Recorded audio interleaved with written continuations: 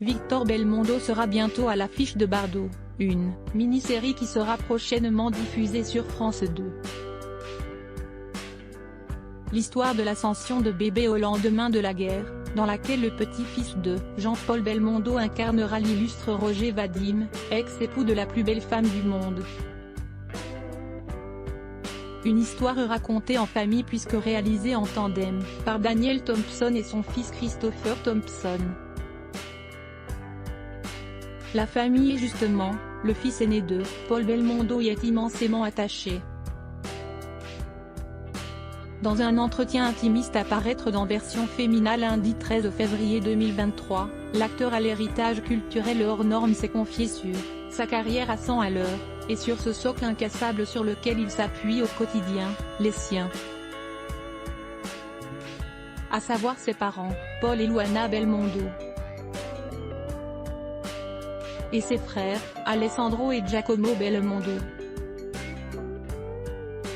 À nos confrères, le petit-fils de celui que l'on surnommait Bébé l'a assuré, son nom, note de la rédaction, m'apporte plus de réactions positives que négatives, car mon grand-père a renvoyé tellement de gentillesse et de lumière que les gens sont contents de pouvoir me parler de lui. En effet, l'on pourrait s'imaginer qu'arriver derrière un monument du cinéma n'est pas chose aisée lorsqu'on essaie de se faire sa place au soleil. Pourtant, l'acteur qui fêtera bientôt ses 30 ans se réjouit que son travail n'en soit pas pour autant effacé aux yeux de ceux qui regrettent son grand-père, notamment lors des avant-premières qu'il assure partout en France. Ils ont toujours la délicatesse d'évoquer le film et mon travail avant de me confier leurs souvenirs de lui. Et j'en suis, à chaque fois, agréablement surpris. Quoi qu'il en soit, pour le jeune homme, la famille est non négociable. Pour moi, ma famille est un socle si solide qu'instinctivement je m'appuie sur elle dans les bons comme dans les mauvais moments, a-t-il assuré tout naturellement.